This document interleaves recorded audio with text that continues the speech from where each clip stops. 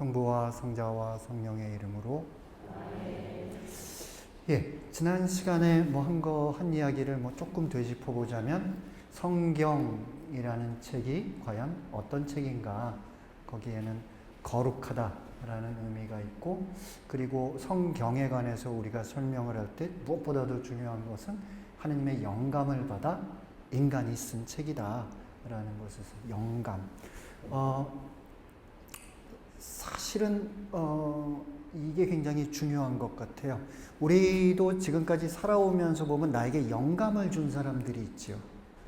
그렇죠? 저는 제가 천주교 신부가 될 때, 천주교 신부가 되어야겠다라는 것을 기도 중에 하느님과 만나고 또 예수 그리스도의 어떤 생애에 관해서, 삶에 관해서 복음을 읽고 그러는 것도 있었지만, 저에게 신앙이라는 것이 무엇인지 가르쳐주고 저에게 영감을 준 사람들이, 그런 분들이 있는 것 같아요. 그런 분들을 보면서 이제 제가 이 길로 왔겠죠.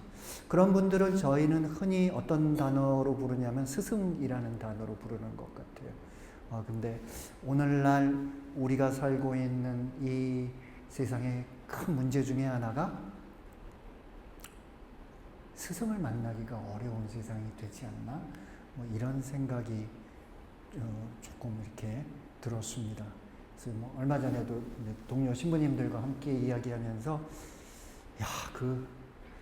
나라가 이렇게 어지러운데, 그 김수환 추기경님의 그 빈자리가 아직 우리 잘 메꿔지지 않는다. 지금 우리 교구장님도 이제 세월이 지나면 그 김수환 추기경님처럼 우리에게 어떤 좋은 모습을 보여주시겠지만, 지금 그 빈자리가, 아니면 불교라면 법정 스님의 어떤 그런 빈자리가 참 메꿔지지 않는다. 그리고 나서 생각해 보니까, 제가 이렇게 20대 청년 때는 모 대학교 총장 그러면은 그 말에 무게가 있었던 것 같아요. 그죠? 아니면은 어떤 사회적 지도자들 그러면은 어떤 그분들이 갖고 있는 어떤 삶의 결에서부터 오는 하나의 우리가 납득할 수밖에 없는 그런 어떤 권위, 이런 것들이 있었던 것 같아요. 근데 이제는 그런 것들이 다 좀 이렇게 무너져 내렸죠. 천주교 사제는 어떤가요? 천주교 사제도 요즘에 본당 신부님들이 많이 이렇게, 저는 이제 사제평생교육원에 있다 보니까 본당 신부님들 많이 만나요. 그러면은 10분 중에 한 7분 정도가 빨리 은퇴하고 싶다고 해요. 본당 신부하기가 힘든 거예요. 제가 옛날에 한 20년 전에 본당 신부할 때는 되게 좋았어요. 그러니까 사제가 무슨 말 한마디를 하면은 거기에 신자분들이 굉장히 큰 권위를 인정해 주시는 거예요. 어떨 때는 조심스러울 정도로. 본당에서 이렇게 사무교원들이랑 가다가, 저기 화분이 하나 있으면 참 좋겠네요. 저는 그냥 생각 없이 한 말인데, 다음날 가보면, 깜짝이야. 그러면서, 이거 내가 말을 조심해서 해야 되겠구나. 이런 생각이 들 정도로 그냥 사제 한마디가. 근데 요즘은 신자분들이 좀 이렇게 따지러 오시는 분들이 있나 봐요. 지난주 강론 어땠습니다. 이랬습니다. 이런 이야기부터 시작해서, 이렇게 본당의 여러 가지 운영이라든지 이런 것에 대해서 좀 따지는 분들이 있는 것 같아요. 그러니까 이제 사제 생활하기도 좀 편하지는 않은 거죠. 그리고 사제의 권위도 좀 이렇게 내려간 것 같아요. 우리나라는 그래도 좀 다행이죠. 특히 유럽이나 미국 이런 데서는 여러 가지 사건들 때문에 천주교 사제들의 어떤 사회적인 위상이 굉장히 실추됐습니다. 그래서 이제 얼마 전에 이제 동료 사제들이랑 만나면서 그런 얘기를 했어요. 한편으로는 성직자들의 어떤 권위가 이렇게 떨어져 내린 것이 우리가 사제 생활을 하는데 많이 힘들다고 이야기하지만, 혹시 그 책임이 나에게 있는 거는 아닌가? 우리들에게 있는 거는 아닌가? 이런 성찰을 좀 우리가 해볼 필요가 있지 않겠는가? 이런 말씀을 드렸어요. 뭐 천주교 사제뿐만 아니죠. 법관들의 권위도 좀 무너져 내린 것 같아요. 근데 법관들 스스로 좀 성찰해 봐야 되는, 의사 선생님들도 뭐 예외가 아닌 것 같아요. 그래서 우리들이 좀 스스로 무너뜨리고 있는 그런 것들이 있지 않는가? 근데 이게 말이죠. 이제 이게 쌓아 올릴 때는 굉장히 어려운데, 장난감 집으로 뭘 만드는 것처럼 이게 무너질 때는 그냥 너무 한 방에 무너지는 것 같아서, 우리가 살고 있는 이 세상 안에서 우리들의 선배들, 또 그 앞선 세대들이 굉장히 열심히 쌓아 올린 것을 저희 세대가 조금 무너뜨린 건 아닌가? 뭐 이런 것들에 대한 어떤 그런 뭐라 그럴까요? 부채감, 이런 것들을 지금 저는 이제 60대입니다. 60대들이 좀 느끼면서 거기에 대해서 다음 세대에 관해서 좀 미안한 마음을 가져야 되는 거 아닌가? 뭐 이런 생각들을 해 봤습니다. 아무튼 성령의 영감을 받아, 그러니까 우리들에게 영감을 준 우리 앞 세대가 있었던 것처럼 우리들 다음 세대에게 어떤 영감을 줄 수 있는, 그렇죠? 우리가 어떤 멋진 작품이나 아니면 어떤 멋진 만남이나 이런 걸 통해서 내가 이렇게 살아야겠다라는 그런 영감, 우리의 신앙의 영감, 그리스도교의 그 영감의 출발점은 예수 그리스도의 삶과 예수 그리스도의 가르침, 또 예수 그리스도의 순환과 죽음, 그리고 무엇보다도 부활에 있었습니다. 그 영감이 쭉 이어져 있는 거죠. 그러면서 지금 이 놀라운 일들이 생긴 겁니다. 우리가 2000년 전에 예루살렘에서 십자가에 매달려 죽은 어느 청년에 대해서 그런 일이 있었구나 라고 알 필요가 없는 사람들이 여기 이렇게 모여 있는 거예요. 놀라운 일이죠. 어떻게 그것이 가능했을까? 그렇죠? 예. 예수 그리스도의 그런 삶과 죽음, 부활로부터 영감을 받은 사람들이 그 다음 세대에 영감을 계속 이어줬기 때문이고, 그건 무슨 얘기냐면 우리 다음 세대는 우리가 그 영감을 전해주지 않으면 예수 그리스도를 믿을 이유가 없는 거예요. 그렇죠? 우리에게 누군가가 전해준 그 신앙의 영감을 우리들이 다음 세대에게 전해주지 않는다면 도저히 믿을 수 없는 그 일을 우리들이 어떻게 믿게 되었지? 라는 것에서부터 시작을 해서, 그럼 우리가 다음 세대에게 이 이야기를 어떻게 해줄 수 있지? 라는 그런 생각들, 우리들에게 중요한 생각들이라는 것을 우리는 그냥 성경이라는 한 단어를 묵상하면서 함께 해볼 수 있을 것 같습니다. 그러면서 성경에는 뭐 구약과 신약이 있다고 말씀드렸지요. 그렇죠?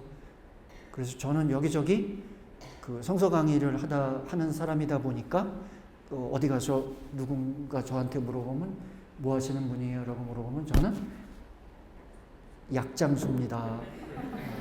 구약, 신약, 이런 저도 그러니까 의료계라고 할 수 있겠어요. 그리고 그거는 틀린 말이 아닙니다.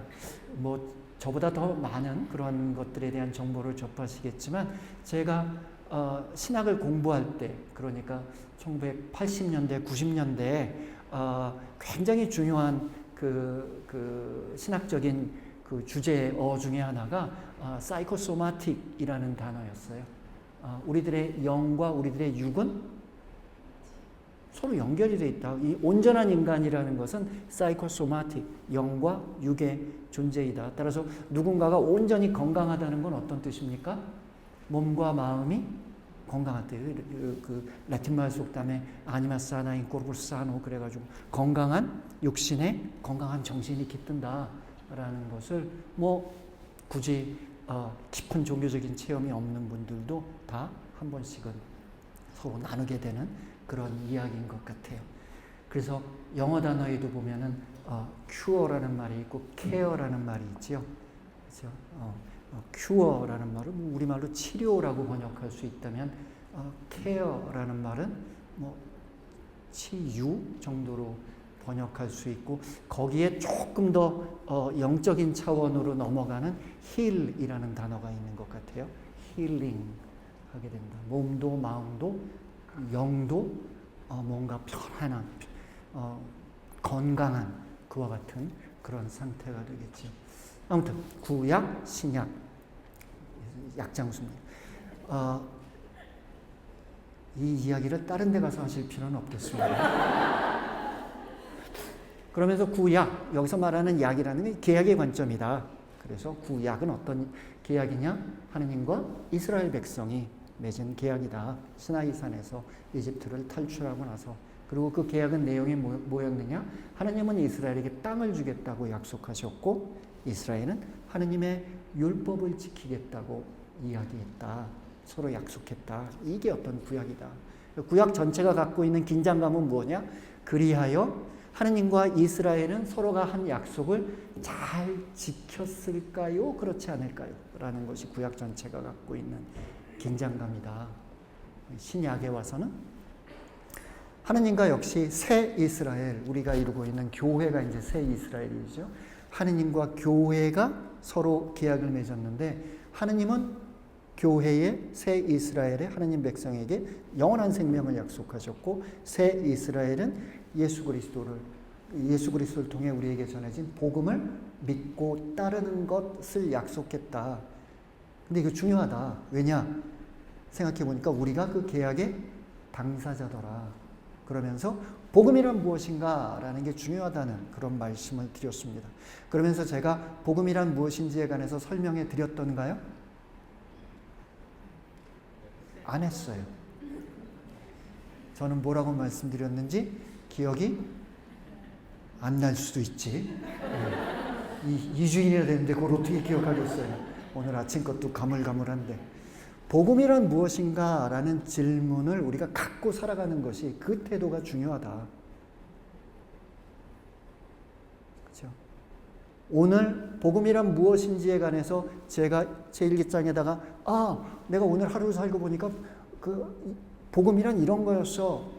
하지만 내일 그 대답이 조금 더 성숙해지는 한 단계 더 넘어가는 그와 같은 것들을 통해서 복음이란 무엇인가 이란 그 질문이 점점 더 자라날 때 우리의 마음속에서 그리고 우리를 채워갈 때 그것이 구약의 율법은 유다인들이 613가지로 아예 카운팅을 해놨어요. 넘버링을 해놨어요.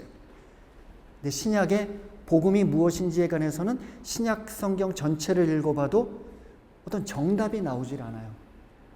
그래서 신약 성경 전체가 우리에게 던지는 질문이 있는 겁니다. 복음이란 무엇인지 한번 스스로 생각해 보십시오. 그리고 이건 실존적인 겁니다. 여기서 실존적인 말이라는 말은 무슨 뜻이냐 하면 다른 사람이 대신 풀어줄 수 있는 문제가 아니라는 겁니다. 그래서 나와 하느님과의 어떤 실존적인 관계 안에서 우리가 스스로 그 문을 열고 들어갈 수밖에 없는, 누가 대신 해결해 줄 수 없는. 물론 교회의 가르침 안에서 그 공동체가 크게 믿고 따라야 될 복음이란 무엇인지에 관한 가르침은 분명히 있습니다. 하지만 그럼에도 불구하고 최종적으로 나와 하느님과의 실존적인 만남 안에서 우리가 깨달음을 갖는 것이 중요하고 따라서 그 질문을 갖고 살아가는 것이 중요하더라라는 겁니다. 그러면서 이제 이런 말씀을 드렸죠.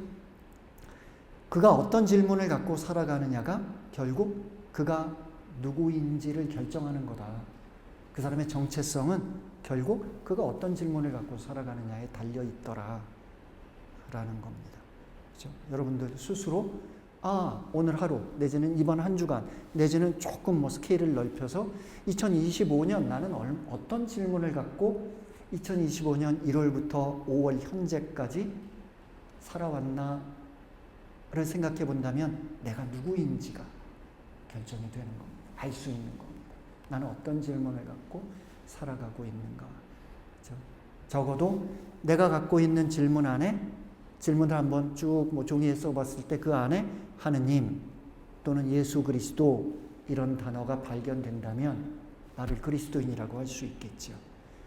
하지만 내 삶의 질문 중에 하느님의 자리도 없고 예수 그리스도의 자리도 없다 라면 하늘나라에서 내 자리도 좀 문제가 있지 않을까 라고 스스로에게 조금 자신의 신앙의 삶을 좀 성찰해 볼 수 있는 잣대가 되지 않을까 생각합니다. 복음이란 무엇인가? 라는 것에 대한 그 질문 중요하다라는 그런 말씀을 드리겠습니다. 자, 오늘은 지난 시간에 한 얘기를 바탕으로 창조주 하느님에 관한 이야기를 조금 해보려고 해요. 창조주 하느님. 하느님께서 세상을 창조하셨다라는 그 문제. 왜냐하면 결국 창조의 그 마지막 그 창조라는 산의 꼭대기에 올라가면 결국 생명이라는 화두를 만나게 됩니다. 그리고 신약에 와서도 예수 그리스도의 부활이라는 단어와 결국 연결되는 단어가 뭐냐면 생명이라는 단어고요. 서울 성모병원의 존재 이후에도 생명이라는 단어가 발견될 것 같아요. 그런 의미에서 하느님의 창조에 관해서 이야기해보고자 합니다. 창세기 1장 1절 어떻게 시작하는지 기억? 여긴 겸손하시죠, 그죠? 한처음에 하느님께서 하늘과 땅을 창조하셨다. 이건 제목과 같은 구절이에요.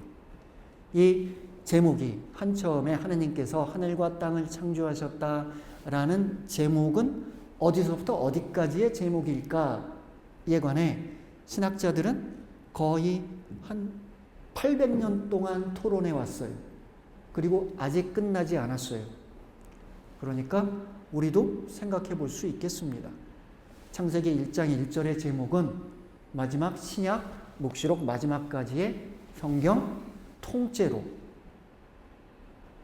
어떤 성경 전체의 제목일 수도 있고 아니면 구약 전체의 제목일 수도 있고 아니면 구약 중에서 창세기라는 책의 제목일 수도 있고 또는 창세기 1장부터 11장의 제목일 수도 있고 또는 창세기 1장 1절부터 2장 4절까지의 제목일 수도 있겠다. 그걸 가지고 어떤 스케일로 보느냐에 따라서 이 제목이 갖는 어떤 무게가 다르게 느껴질 수 있습니다. 하지만 중요한 것은 하느님께서 하늘과 땅을 창조하셨다. 여기서 하늘과 땅이라는 것은 그러니까 하느님은 하늘과 땅만 창조했다는 소리일까요? 아닙니다. 여기서 하늘과 땅 이 이야기하는 것은 이 세상을 구성하는 온 세상이라는 것을 이야기하기 위한 표현이라고 보시면 되겠습니다. 우리식으로 얘기하면 백두에서 한라까지 정도가. 그렇죠? 그럼 백두산과 한라산만 얘기하는 것이 아니라 한반도 전체를 아우르는 그런 개념이겠죠. 하늘과 땅을 창조하셨다. 그리고 1장 2절에 가면 그 창조 이전의 상태에 관해서 다음과 같은 내용이 나옵니다. 땅은 아직 꼴을 갖추지 못하고 비어 있었는데 어둠이 시면을 덮고 하느님의 영이 그 물 위를 감돌고 있었다. 자, 첫째, 꼴을 갖추지 못했다라는 거지요. 꼴을 갖추지 못했다라는 것을 영어로 표현하자면은 한 단어가 중요한데 form이라는 그것이 무엇이 될지 알 수 없었다라는 겁니다. 그 꼴이라는 게 뭐냐면 여기 요 경당 안에 수많은 의자들이 있죠. 비슷한 모양의 설계도가 기본적인 마스터 플랜이 있었겠지요. 그런데 그 마스터 플랜이 요 의자와 딱 맞아 떨어질까요? 아니면 조금 다를까요? 이 의자들은 설계도에 정말 0.001mm까지 딱 맞을까요? 아니면 조금 다를까요? 조금 달라요. 그래서 꼴을 갖추지 못했다라는 건 뭐냐면 나무 덩이가 있었는데 이 나무 덩이가 무엇이 될지 알 수 없었다라는 것을 뜻합니다. 그 불란서에 그 사상가이자 작가가 있는데요. 장곡도라는 사람이 있어요. 그 사람이 시를 썼어요. 한 줄이에요. 오늘 아침에도 태양이 떠올랐다. 제목이 뭘까요? 오늘 아침에 태양이 떠올랐어. 이게 그 시의 내용의 전체예요. 제목이 권태예요. 반전이죠. 그죠? 예. 아침에 태양이 떠올랐는데 그 사람에겐 그게 의미 없는 거예요. 그죠? 모든 게 무의미해 보이는 거예요. 그 하루에 권태로운 하루가 또 시작되었다. 뭐 그런 뜻이겠죠. 꼴을 갖추지 못한 겁니다. 우리들에게 꿈이 없는 겁니다. 인간이 언제부터 늙는 건지 아십니까? 그러니까 노인과 소년의 차이.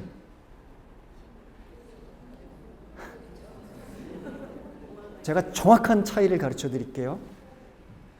함께 모여서 옛날 얘기를 하면 늙은 거예요. 함께 모여서 우리 다음 달엔 뭘 할까? 내년엔 뭘 할까? 이건 젊은 거예요. 잘 생각해 보십시오. 나는 그럼 노인인가? 아니면 젊은인가? 라는 것에 대해서 함께 모여서 난 옛날 얘기를 하고 있나? 아니면 그 나이는 정말 숫자입니다. 그죠? 나의 그 생각의 방향이 미래를 향하고 있는가? 아니면 과거를 향하고 있는가? 라는 그거죠. 예. 꼴을 갖추지 못했다라는 것은 그와 같은 어떤 삶의 의미, 그죠? 이런 질문에 여러분들이 대답하실 수 있다면 여러분들의 인생은 꼴을 갖추고 있는 거예요. 누군가가. 왜 사느냐고 묻거든. 그죠? 왜 사느냐고 묻거든. 6학년이 되니까, 제가 이제 6학년이 되니까 갑자기 옛날 친구들이 연락이 와요. 초등학교, 중학교, 고등학교, 대학교 친구들이 다 연락이 와요. 그러니까 6학년이 되니까 이제 각자의 은퇴했잖아요. 그러니까 시간들이 조금 있는 거예요. 은퇴 이렇게 만나요. 만나면은 상당히 많은 친구들이 이런 얘기를 해요. 나 참 열심히 살았는데 요즘 자꾸 삶이 허무한 것 같아. 이 이야기를 굉장히 자주 들어요. 그러면 제가 조금 냉정하게 이렇게 얘기해요. 네 인생이 허무하게 느껴진다면 그건 네가 지금까지 허무한 것을 쫓아서 살아와서 그래. 네 책임이야. 그럼 그걸로 끝이냐? 아니야. 지금부터라도 허무하지 않은 것을 쫓아서 살아봐. 인생이 꽉 차게 될 거야. 인생이 어떤 의미를 갖게 될 거야. 라는 그런 어떤 그 냉정한 그런 이야기를 친구들에게 자주 합니다. 그죠? 꼴을 갖추지 못했다. 그죠? 여러분들의 삶은 꼴을 갖추고 있는지 그렇지 못한지. 그죠? 따라서 창조 이야기는 말이죠. 한편으로는 하나님의 창조 사건이라는 그 어떤 놀라운 그 커다란 스펙트럼 안에서 우리가 읽을 수도 있지만 다른 한편으로는 우리 개개인의 실존적인 사건으로 읽을 수 있습니다. 우리의 삶이 무의미한 것처럼 다가올 때, 그죠? 아침에 해가 떠올랐지만 내 삶의 어둠이 가시지 않을 때, 그때는 어떤 때입니까? 꼴을 갖추지 못한 겁니다. 그리고 두 번째, 비어 있었다라는 이야기가 나옵니다. 공허했다는 것이요. 공허했다. 아까도 김수환 추기경님의 말씀을 드렸지요. 근데 김수환 추기경님이 많이 하신 말씀 중에 하나가 마음을 비워라 라는 말씀을 많이 하셨어요. 창세기에서 하나님의 창조가 시작되기 전에 세상은 비어 있었다. 여기서 비어 있다는 건 좋다는 겁니까? 나쁘다는 겁니까? 적어도 좋은 건 아닌 것 같아요. 공허한 거니까. 반대로 추기경님은 마음을 비워라. 그러니까 비운다는 건 좋은 겁니까? 아니면 나쁜 겁니까?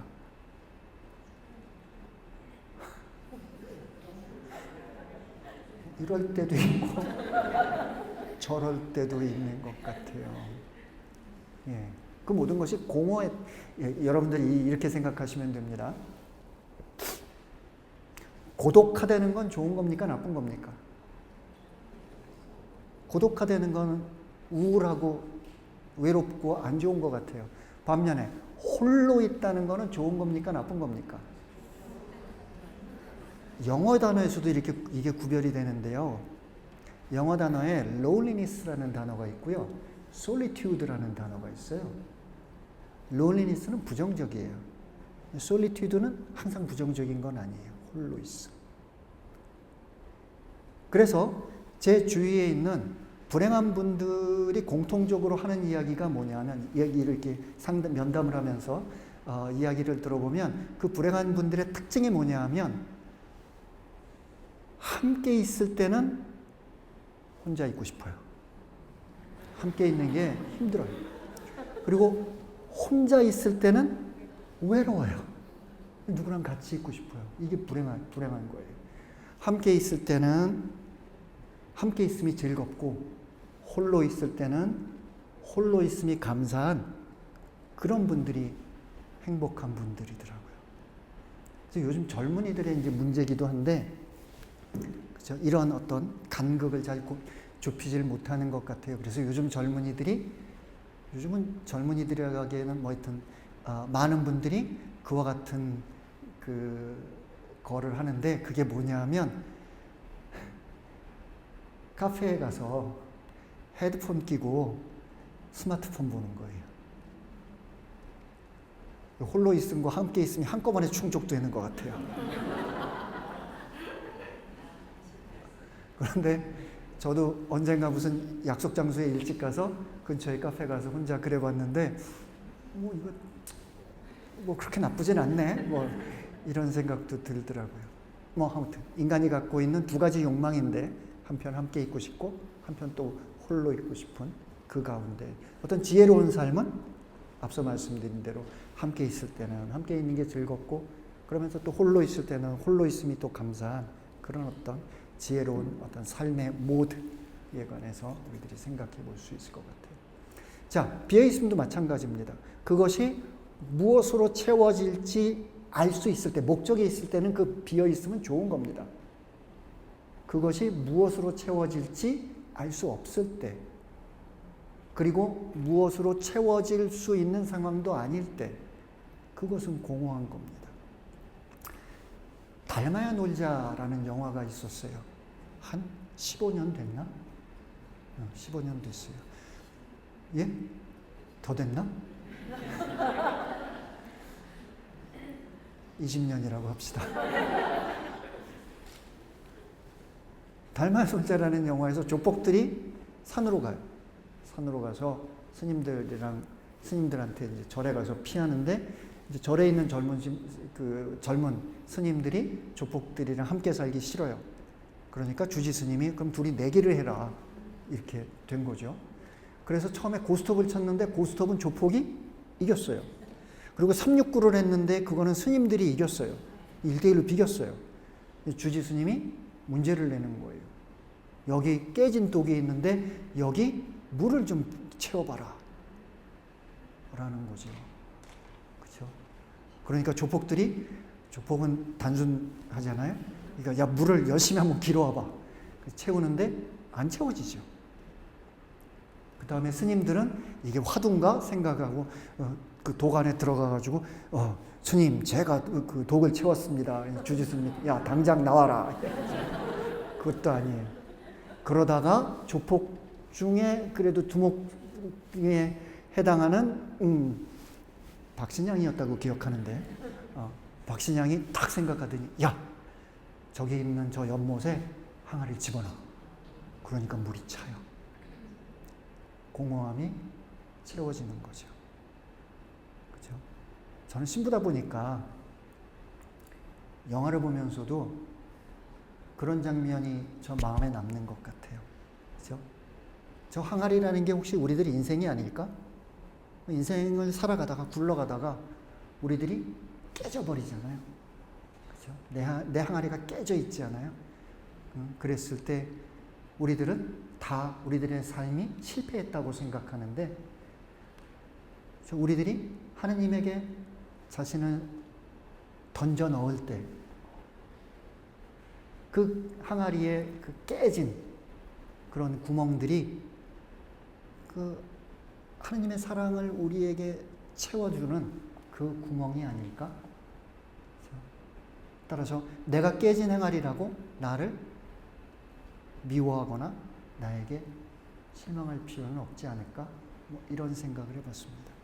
따라서 우리들의 삶에 난 여러 가지 상처들, 우리들의 삶에 있는 그런 공허함들은 이제부터 하느님이 우리 가운데 시작할 창조의 출발점이 될 수 있다는 거죠. 그렇죠?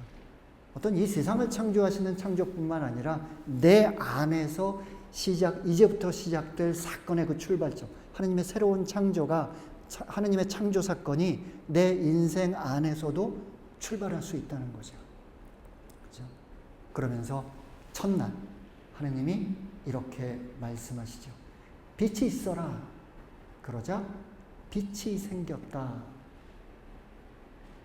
자, 빛이라는 거 한번 생각해 보죠.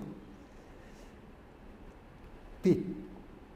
따라서 창세기의 저자의 입장에서는 하느님의 창조 이전과 하느님의 창조 이후의 가장 큰 차이가 뭐라는 거죠? 창조 이전에는 빛이 없었고 창조 이후에는 빛이 있었다라는 거죠. 근데 빛이 있고 없고의 문제가 뭐죠? 빛이 있으면 우리가 할 수 있는 것, 그리고 빛이 없으면 우리가 할 수 없는 것, 뭐가 있을까요? 빛이 있으면 볼 수가 있겠죠. 그렇죠? 빛이 있으니까 우리가 볼 수 있게 되었더라. 신학적으로는 여기서 이야기하는 것은 인간의 오감, 내지는 철학적으로는 인식이 가능해졌다는 겁니다. 인간이 볼 수 있게 되었고, 인간이 들을 수 있게 되었고, 인간이 느낄 수 있게 되었다는 겁니다. 그런데 궁극적으로, 신학적 관점에서 궁극적으로 인간이 보고 듣고 느껴야 하는 것은 누구일까요? 맞습니다. 구약 성경을 쭉 읽다 보면은요, 중요한 게 뭐냐 하면 그리하여 이스라엘이 하느님을 알게 되는 것입니다. 복음서를 읽다 보면 제일 중요한 게 뭐냐 하면 그리하여 제자들이 또는 세상이 예수 그리스도를 알게 되는 겁니다. 따라서 복음서의 굉장히 중요한 내용 중에 굉장히 중요한 그 클라이맥스 부분이 뭐냐 하면 복음서 중반에 나오는 베드로의 고백이에요. 사람들이 나를 누구라고 하느냐? 그러니까 죽었던 세례자 요한이 살아온 거라고 하고 엘리야라고 하고 뭐 이런저런 소리를 합니다. 그러자 그러면은 너희는 나를 누구라고 생각하느냐? 베드로가 당신은 그리스도이십니다. 라는 그 고백이. 그리고 또 한 번 더 나와요. 예수님이 십자가에서 돌아가실 때 어느 백인 대장이 저분이야말로 정말 하느님의 아들이었구나. 베드로의 고백을 통해서, 백인 대장의 고백을 통해서 예수 그리스도가 누구인지 알게 되었다. 이 대목이 복음에 있어서 무지하게 감동적인 부분이에요. 이제 반면에 요한복음에서는 부활한 예수님을 만나면서 마리아 막달레나가 라보니라는 한마디를 하잖아요. 그 한마디에 굉장히 많은 것이 함축되어 있는 겁니다. 또는 예수의 부활에 대해서 의심하는 토마스에게 예수님이 나타나서 내 그 손에다가 네 손을 대보고 내 옆구리에 손을 넣어봐라. 그러니까 토마스가 이렇게 아주 단발적인 그 탄성을 내지르잖아요. 나의 주님, 나의 하느님. 그들이 예수 그리스도가 누구인지 알게 되었다라는 겁니다. 따라서 궁극적으로 하느님이 첫날 빛을 창조하셨는데 그 빛을 창조하신 궁극적인 목적은 그리하여 우리가 하느님을 그리고 예수 그리스도를 알게 되도록. 그런데 말이죠.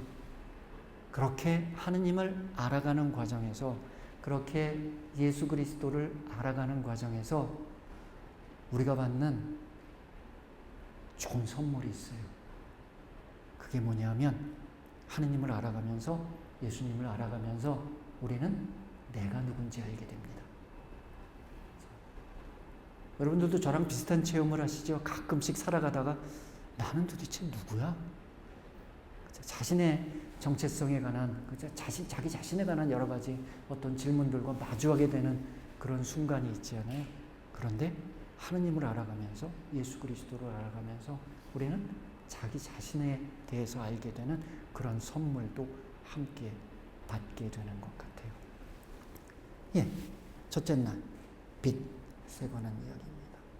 둘째 날, 하느님은 궁창을 만들어서 물과 하늘 위에, 그러니까 세상은 물로 가득 차 있어요. 그 궁창을 세워서, 그 궁창이 이제 바가지 같은 겁니다. 바가지 위에 물과 바가지 아래 물로 만들어서 그 중간에 공간을 만드는, 이것이 둘째 날의 작업이에요. 자, 지난 시간에 말씀드렸지요. 시나이 계약에서 하느님은 이스라엘에게 땅을 약속하셨는데 땅이 의미하는 바는 생명이더라. 그럼 생명의 반대쪽에 있는 죽음을 의미하는 문학적 표상은 뭘까? 구약 성경에서는 물입니다. 그렇죠? 물과 땅의 대결. 따라서 고대 근동의 창조 설화를 보면은요, 우리 구약 성경뿐만 아니라 메소포타미아 지역 아니면 이집트 지역 고대 근동의 창조 신화를 보면 예외 없이 뭐가 등장하냐 하면 물과 땅의 갈등 구조예요. 생명이 있기 위해서는 땅이 물을 넘어서야 돼요. 내지는 물을 피해 있어야 돼요. 따라서 나중에 어떤 사건이 일어납니까? 인간이 막 하나님을 거슬러 죄를 짓자 하나님께서 세상을 만든 것을 후회하시고 홍수가 일어나죠. 노아의 홍수가. 어떤 뜻이죠? 물이 세상을 뒤덮는, 죽음이 생명을 압도하는 사건이 일어나는 겁니다. 나중에 이스라엘이 이집트를 탈출할 때도 굉장히 신학적으로 의미 있는 사건이 일어나요. 그게 뭐냐? 바다를 건너가는 사건이에요. 물이 갈라지면서 죽음을 갈라 하느님께서 자신의 하느님 백성을 생명으로 인도하셨다라는 겁니다. 신약에 와서 예수 그리스도가 홀로 기도하시다가 먼저 갈릴레아 호수를 배를 타고 지나가는 제자들에게 물 위를 걸어오세요. 물론 우리나라에도 그런 사람이 하나 있었지요. 홍길동이라고 있었어요. 홍길동이라고. 어느 날 사부님이 길동이를 데리고 물가로 가요. 그리고 오늘의 레슨, 물 위를 걷는 법. 그리고 이렇게 가르쳐 주세요. 물 위에 먼저 왼발을 내딛고 그 왼발이 빠지기 전에 오른발을 내딛고 그리고 그러면 이제 물 위를 걸을 수 있다. 1971년 서울의 모 수영장에서 아침부터 일어나서 물 위를 걷는 연습을 하던 소년이 있었습니다. 30분 만에 포기하죠. 접니다.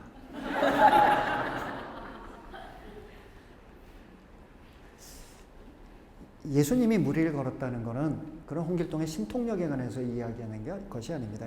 그것은 신학적인 상징 체계 안에서 우리가 알아들어야 돼요. 물 위, 죽음을 넘어서는 모습으로 베드로에게 오는 겁니다. 그러자 베드로가 뭐라고 하죠? 주님, 저도 물 위를 걷고 싶습니다. 예수님이 그래, 물 위를 걸을 수 있어. 그래서 베드로가 예수님의 손을 잡고 정말 물 위를 몇 발짝을 걸어요. 그런데 풍랑이 불어와요. 베드로가 두려움에 빠지고 물에 빠져버려요. 예수님이 베드로를 건져 올리면서 이렇게 말씀하세요. 왜 그렇게 믿음이 약하냐. 그 대목에서 우리들은 모두 속으로 이렇게 생각하죠. 베드로, 에이, 왜 그랬어? 근데 조금 더 생각해 보면 그게 누구 이야기입니까? 우리들 이야기죠. 그렇죠? 예수님이 사도들을 부르실 때 나는 너희를 사람 낚는 어부로 부르겠다. 너희 지금까지 고기를 잡았지만 지금부터는 사람 낚는 어부로 내가 너희를 부르겠다라고 말씀하세요. 그렇죠? 인간들은 물 안에, 죽음의 세계 안에 살고 있는 겁니다. 사도들은 예수님과 함께 사람 낚는 어부로 그들을 구출해내는 거예요. 그리고 이제 물 밖으로 나와서 죽음을 넘어선 삶으로 나와서 다른 물 안에 있는 사람들을 계속해서 구해내는 것. 그것이 그리스도인들의 실존입니다. 따라서 우리들의 직업은 다 뭡니까? 저는 약장수고 여러분은 사람 낚는 어부예요. 그리고 모든 그리스도인들은. 그리고 우리는 실제로 그런 체험을 해요. 예를 들어 어떤 피정 아니면 어떤 특별한 신앙의 체험을 통해서 완전히 그런 죽음에 대한 두려움까지도 넘어서는 새로 태어난 용기로 충만한 하느님 사랑으로 가득한 그런 체험을 해요. 그 약효가 일주일 정도 가는 것 같아요. 길면 한 3주까지도 가는 것 같아요. 그렇죠? 예, 남성들은 군대 갔다 오면 한 반년 정도까지 이불을 갭니다. 한 반년은. 그리고 이제 본래 상태로 돌아가죠. 그렇죠? 그런 약효가. 그리고 나서 어떻게 되죠? 아, 물고기는 역시 물에서 살아야 돼. 이러고 물로 다시 뛰어 들어가는 것이. 따라서 사실은 저와 같은 어떤 교회 성직자나 아니면 뭐 수임들과 같은 수도자들, 이런 성직자나 수도자들에게 굉장히 큰 화두 중에 하나가 뭐냐 하면 그런 어떤 신앙의 체험 내지는 신앙의 긴장감을 계속해서 지켜가면서 어떻게 하면 우리가 일상을 살아갈 수 있을까라는 것이 저희들한테는 언제나 그런 화두처럼 남는 하나의 대목이 아닌가 생각합니다. 아무튼 하느님께서 그렇게 물을 갈라놓으시고 그 가운데 공간을 만드셨다. 그리고 셋째 날 물 아래에 있는 궁창 아래에 있는 물들이 모이면서 거기서 땅이 올라왔다. 땅이 생겼다. 땅이 생겼으니까 이제 생명이 출발할 수 있는 기반을 만든 거예요. 생명이 출발할 수 있는 기초 작업이 된 겁니다. 땅. 따라서 땅은 생명을 제공하는 아주 중요한 출발점 중에 하나입니다. 그리고 그 셋째 날 텍스트를 읽어보면 땅이 나오는 데에서 그치지 않고 하느님께서 그 땅에게 명령을 합니다. 너는 풀과 나무가 너에게서 나오게 하여라. 그러니까 풀과 나무가 거기에서부터 돋아납니다. 이건 굉장히 특이한 일이에요. 왜냐? 하느님께서 땅에 풀과 나무가 돋아나게 해라, 자라게 해라 라고 말씀하시지 않고 땅에게 명령합니다. 그러니까 땅에서 그런 일이 일어나요. 그렇죠? 창조에 관한 전체 묘사에서 하느님께서 누구에게 명령해서 그 사건이 일어나는 유일한 경우입니다. 좀 특이한 경우예요. 어떤 뜻이냐? 적어도 창세기의 저자에게 있어서 분명한 건 뭐라는 거죠? 우리가 이 세상의 그 모든 생명들은 그 생명을 땅에게 빚지고 있더라 라는 것이 그와 같은 창세기의 서술의 어떤 그 기저에 있는 그런 깨달음인 것 같아요. 따라서 우리는 모두 땅으로부터 생명력을 얻더라 라는 겁니다. 그런데 땅이 갖고 있는 그 생명력을 땅으로부터 인간은 뺏어요. 그렇죠? 땅으로부터 생명력을 뺏는 인간의 행위를 뭐라고 할까요? 그거를 개발이라고 합니다. 실제로 개발한다. 영어 단어로 개발한다 찾아보면 exploit이라는 단어를 사용하는데요. exploit의 1번의 의미가 개발한다면 2번의 의미는 착취한다예요. 누군가로부터 뺏는 거예요. 땅으로부터 생명력을 뺏는 거예요. 개발하는 게 뭐죠? 땅에다가 콘크리트나 아스팔트나 시멘트를 바르는 거예요. 지금 우리가 있는 이 공간에서 풀이 못 자라잖아요. 그렇죠? 따라서 여기서 우리가 땅으로부터 이만한 공간을 뺏었다면, 생명이 자라야 되는 그 공간을 이만큼 뺏었다면 적어도 그거보다 더 의미 있는 일이 이 공간 위에서 일어나야 돼요. 그렇지 않으면 우리는 사실상 하느님의 창조 사업에 좀 거스르는 겁니다.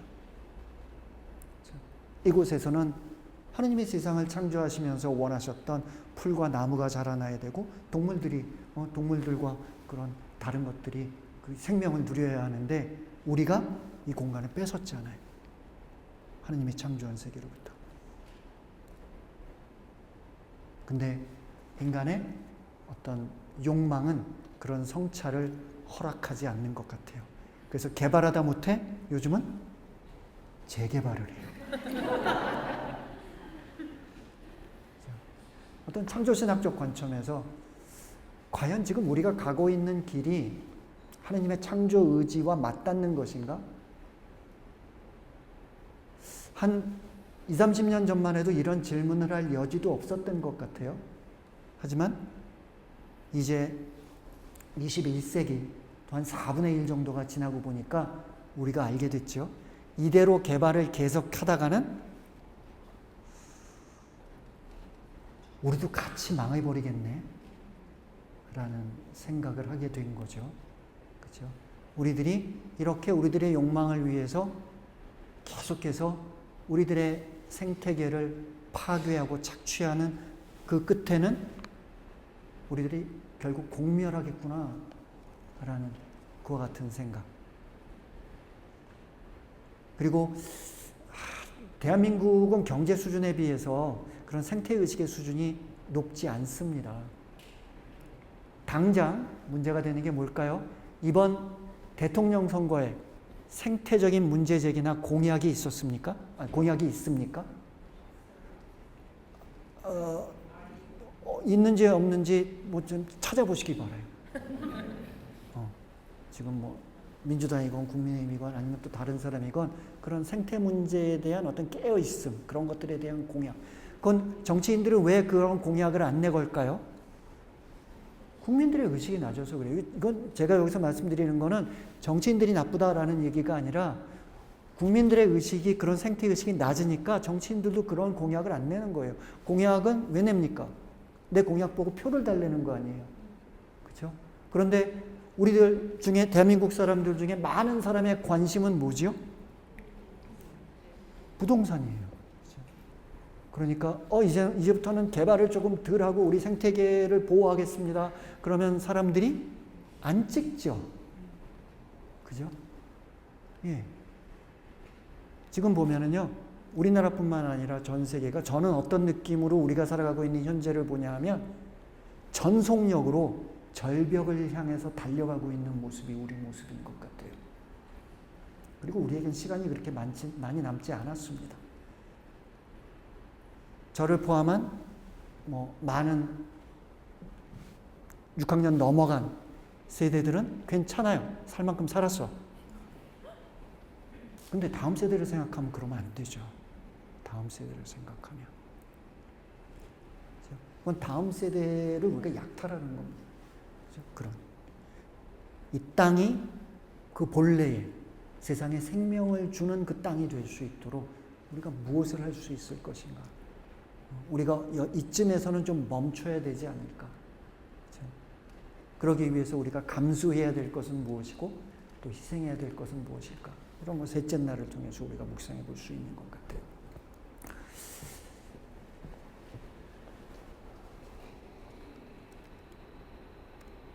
제가 지난 시간에 1시간 반을 해서 무리를 일으켰는데 더 그러면 안 돼서 하늘 아래의 물과 하늘 아래의 물이 모이면서 땅이 드러났고 4일째는 큰 빗물체와 작은 빗물체가 창조돼요. 그러면서 계절과 축제의 시간들이 정해집니다.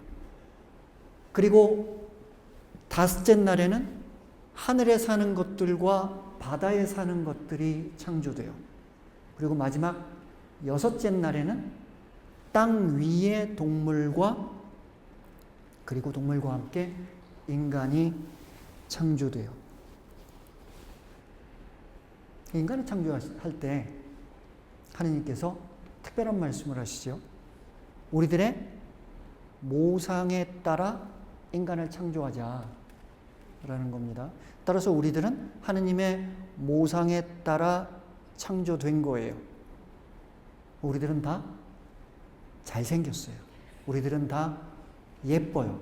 단지 누구만 그걸 모를까요? 우리만 그걸 몰라요. 그죠? 세상에서 좀 남성과 여성의 차이래요.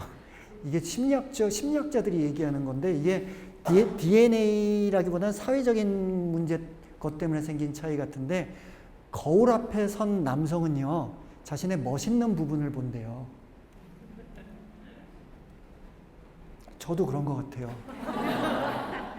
거울 앞에 선 여성은 자신의 좀 예쁘지 않은 부분에 시선이 꽂힌대요. 그래서 거울 앞에 선 여성은 행복하지 않대요. 거울아 거울아 세상에서 누가 제일 예쁘냐. 그거는 사실 모든 여성의 마음을 좀 대변하고 있다라는, 제가 무슨 젠더 문제를 일으키려는 건 아니고요. 일단 심리학자가 하는 이야기를 이렇게 들었습니다. 따라서 이 중에 계신 남성분들 중에서 거울 앞에 섰는데 내 못생긴 부분이 보이더라 이러면은 한 번쯤 이렇게 본인의 남성성에 관해서 생각해. 그리고 여성들 중에 반대쪽의 경우가 있더라 본인의. 예. 아무튼 무슨 얘기하다가 하나님의 모상에 따라 창조되었다라는 거죠. 그걸 라틴 말로 이마고 데이라고 합니다. 이마고 그러면은 영화의 이미지에 해당하고요. 데이 그러면은 이제 of God 정도의 표현이 돼요. 그래서 이마고 데이, 데이 하느님의 이마고 모상. 우리가 하느님의 모상에 따라 창조되었다. 따라서 이건 첫째 뭐냐? 인간 대단해. 맞습니다. 그 뜻입니다. 인간은 특별하다. 근데 둘째, 그 동전의 반대면이 있어요. 인간이 하느님의 모상에 따라 창조되었다면 인간은 어떤 그 삶의 지향 속에서 완전해질까요?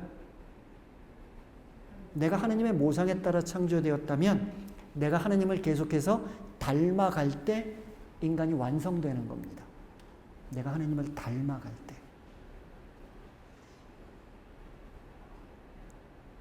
그래서 구약 10계명 중에 논리가 뭐 이런 신학적 논리가 있어요. 그러니까 우리 인간은 하느님 백성은 하느님을 닮아가야 돼라는 이런 신학적 논리가 있어요. 대표적인 게 안식일 계명이에요. 안식일을 지켜라. 왜 안식일을 지켜야 됩니까? 하느님이 이랬째 쉬었으니까. 끝. 아니 하느님이 그랬다고 나도 그래야 돼? 그거 아니에요. 하느님이 그랬으니까 너도 안식일을 지켜라. 그게 적어도 제관계 신학에서, 그러니까 그 구약에 있는 사제계급이죠. 사제계급의 신학에서는 이게 신학적 논리의 아주 기본 스케마예요. 하느님이 그랬으니까 나도 그래야 돼. 라는 겁니다. 그래서 구약 성경 전체에 아주 중요한, 아주 핵심적인 한 구절이 레위기 19장에 나오는데 그 한 구절이 뭐냐면 하느님께서 거룩하신 것처럼 너희도 거룩해져라. 신약으로 와서는 문장이 단어가 조금 바뀝니다. 하늘에 계신 아버지께서 완전하신 것처럼 너희도 완전해져라. 라는. 따라서 우리는 거창한 롤 모델을 갖고 있어요.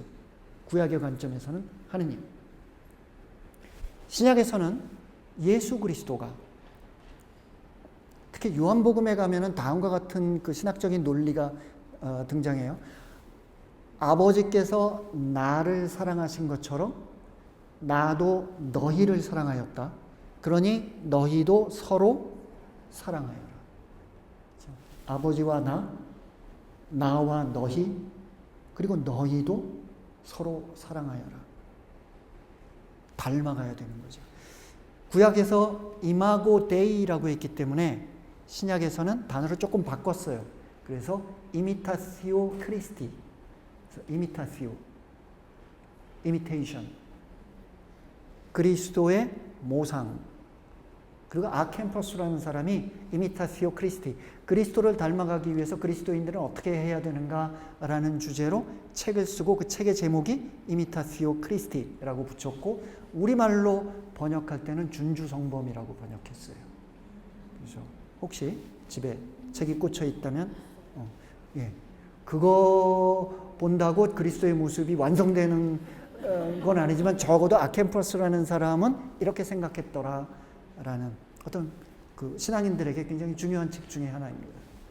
따라서 구약의 이마고 데이와 신약의 이미타시오 크리스티, 그렇게 우리들은 하느님은 또 예수 그리스도를 닮아가라는 그런 부르심을 받은 존재다라는 겁니다. 우리가 세속적인 관점에서 무엇을 하느냐는 제 생각에 중요하지 않은 것 같아요. 그렇죠? 사제인지, 수도자인지, 아니면 의료인인지, 아니면 식당 주인인지, 아니면 구두 수선을 하는지, 그거는 중요하지 않은 것 같아요. 하지만 그런 삶의 여정에서 내가 하나님을 닮아가고 있는지, 예수 그리스도를 닮아가고 있는지, 이거는 굉장히 중요한 우리들의 신앙의 여정의 질문이라고 생각할 수 있겠습니다. 아무튼 이렇게 1회째 안식일까지의 이야기를 한번 다른 구도로 보는 거죠.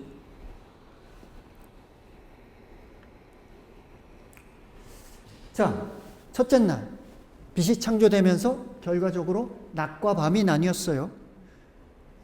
그것과 맞닿는 게, 그러니까 전체가 7일인데 7일 안식일 빼고 6일의 구도를 3의 구조로 나눠 보니까 첫째 날과 넷째 날이 만나더라 라는 게 제 이론이에요.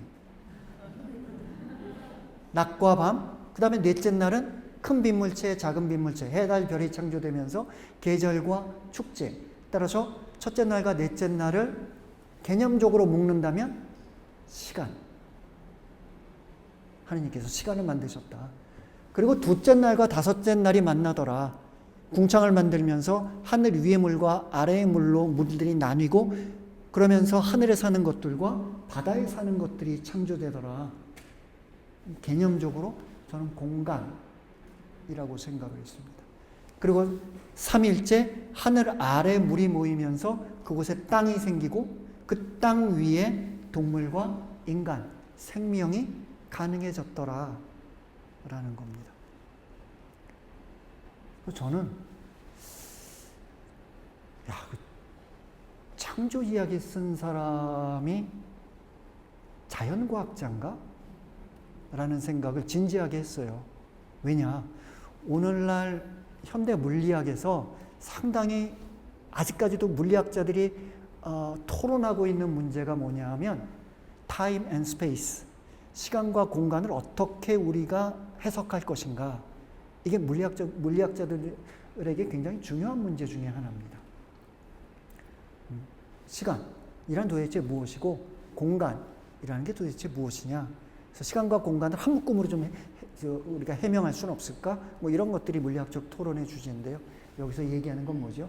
하나님께서 시간을 만드시고 하나님께서 공간을 만드시고 그 시간과 공간에 하나님께서 생명을 두셨더라 라는 하나의 고백이 창세기 1장 1절부터 2장 4절에 있는 창조 이야기에 어떤 그것을 좀 관통하는 그런 하나의 고백으로 우리가 알아들을 수 있겠다.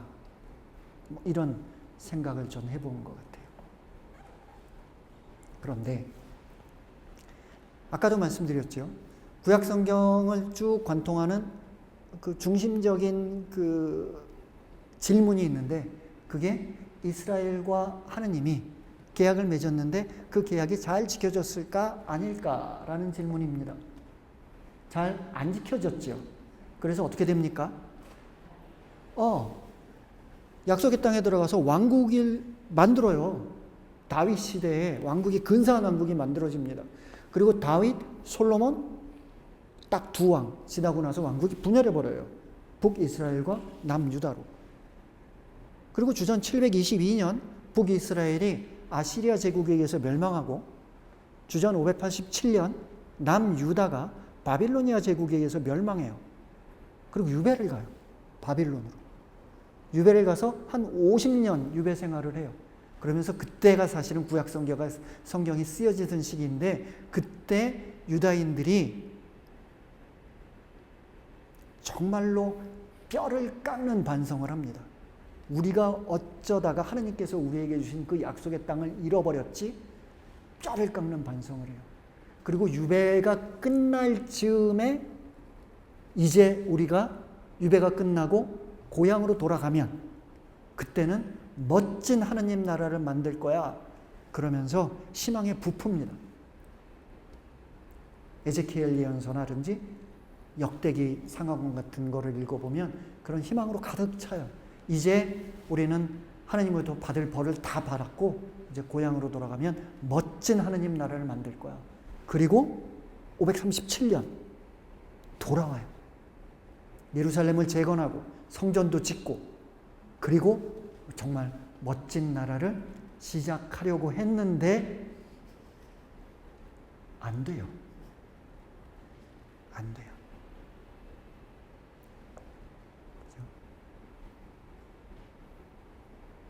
사실은 우리가 겪는 것도 비슷한 겁니다. 해방만 되면 우리는 멋진 나라를 만들 거야. 잘 안 됐죠. 전쟁만 끝나면 멋진 나라를 만들 거야. 제가 20대 때는 군사 독재만 넘어가면 잘 안 되는 것 같아요. 그렇죠?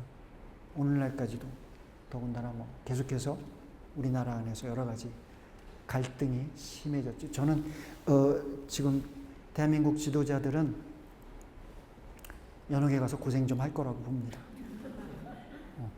왜냐하면 지도자들이 하지 말아야 될 가장 큰 일이 뭐냐면 사람들의 마음을 갈라놓는 일은 지도자들은 하면 안 됩니다. 제가 신학교에서 신학생들 가르칠 때 이 이야기를 빼놓지 않습니다. 여러분들 나중에 본당 신부하면서 제일 나쁜 사목이 뭔지 아십니까? 제일 나쁜 사목이 뭐냐면 본당 신부 친위대 만들어서 신자들 둘로 신부파와 반대파로 갈라놓는 게 세상에서 제일 나쁜 사목입니다. 그렇죠? 우리나라 정치 지도자들은요, 지금 여당, 야당 할 것 없이 본인들에게 표만 된다면 그것이 옳은 길인지 아닌지를 분별하지를 않는 것 같아요. 경상도와 전라도로 갈라놓더니 노인과 청년으로 갈라놓더니 이제는 남성과 여성으로 갈라놨어요.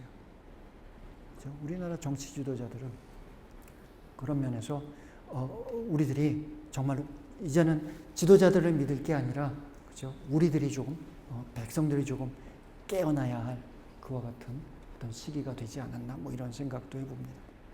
너무 답답해서 중간중간에 이런 얘기들을 좀 해요. 자, 무슨 얘기야?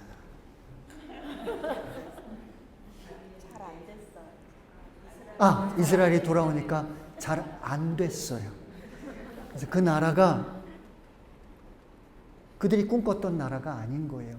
그래서 구약 성경에 어떤 신학적 이론이 등장하냐 하면 종말론이 등장해요. 종말론이라는 건 뭐냐? 단순합니다. 이 세상에서는 더 이상 희망이 없다.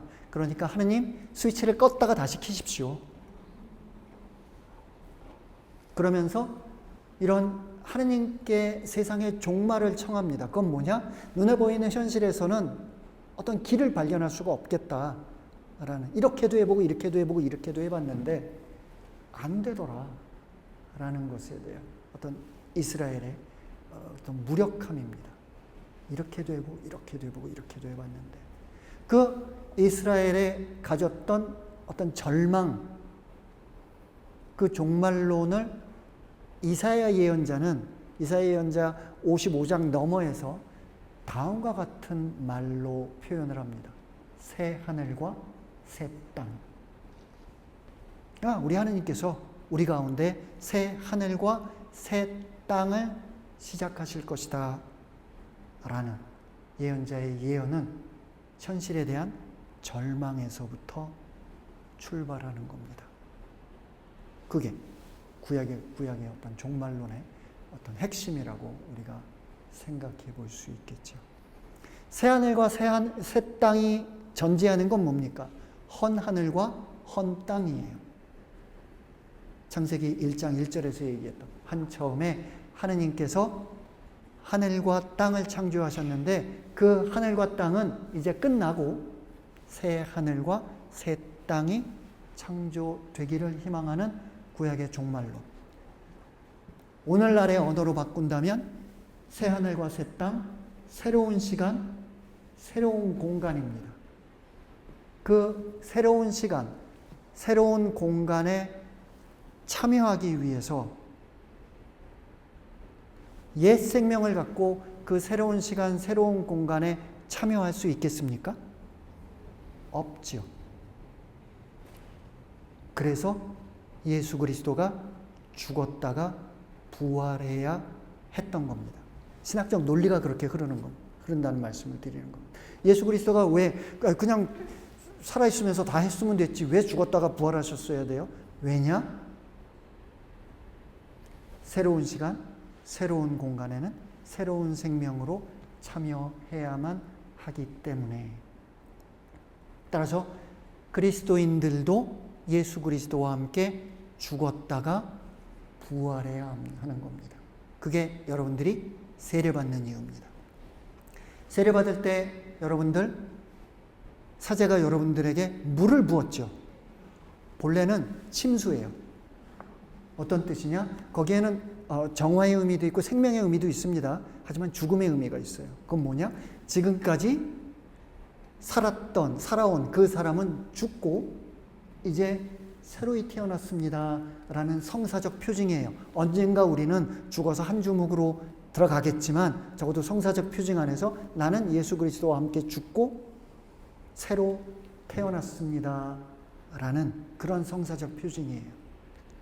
그리고 나는 예수 그리스도와 함께 새 하늘과 새 땅, 새로운 시간과 새로운 공간에서 영원한 생명을 누릴 것입니다 라는 고백. 그죠? 그것이 우리들 그리스도교인들이 갖는 어떤 부활신앙의 어떤 하나의 신학적 구도다라는 것이 우리들이 창조 이야기와 함께 그 예수 그리스도의 부활 사건을 엮어서 생각할 때 만날 수 있는 하나의 그 커다란 틀이 되준다 정도로 오늘 강의의 말씀을 이해해 주시면 좋을 것 같아요. 예, 그런 예수 그리스도의 부활 사건을 기념하는 부활 시기에, 그렇죠? 우리가 살아가고 있는 이 세상이 정말로 하나님의 생명으로 가득하기를. 그렇죠? 그리고 종말에 관한 해석은 교회의 역사 안에서 점점 그 종말에 대한 성찰을 하면서 요즘 교회의 가르침 안에서는 조금 다른 종말에 대한 해석을 합니다. 적어도 구약 성경에서는 종말에 대한 해석이 이 세상은 망해버리고 새로운 세상이 시작되는 것, 단순하게 말하자면 이런 식의 그림을 가졌다면 오늘날 교회의 가르침 안에서는 그걸 조금 다르게 해석해서 하느님께서 세상을 창조하실 때 가졌던 그 하느님의 창조 의지가 완성되는 것을 우리는 종말이라고 정의합니다. 그리고 예수님께서 우리에게 가르쳐 주신 주님의 기도 안에서 그와 같은 우리들의 오늘날의 종말 신학을 우리는 만나게 됩니다. 다음과 같이 기도할 때 아버지의 뜻이 하늘에서와 같이 땅에서도 이루어지소서. 영광송으로 마무리하겠습니다. 성부와 성자와 성령의 이름으로 영광이 성부와 성자와 성령께 성부와 성자와 성령의 이름으로 수고하셨습니다.